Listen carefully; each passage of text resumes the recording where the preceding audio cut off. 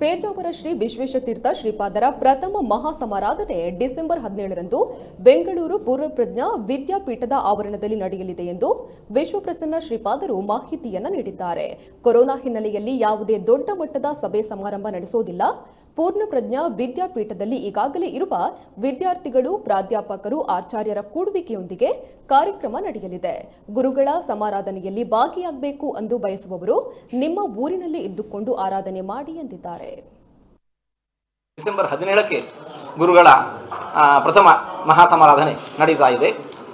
ಇವಾಗ ಇನ್ನು ಕೋವಿಡ್-19 ಬಾಧೆ ಇನ್ನು ದೇಶವನ್ನು ಬಿಟ್ಟಿಲ್ಲ. ಆದ್ದರಿಂದಾಗಿ ನಾವು ಯಾರನ್ನು ಸಭೆ ಕೂಡಿಸಿಕೊಂಡು ಸೇರಿಸಿಕೊಂಡು ಆ ಕಾರ್ಯಕ್ರಮವನ್ನು ನಡೆಸ್ತಾ ಇಲ್ಲ.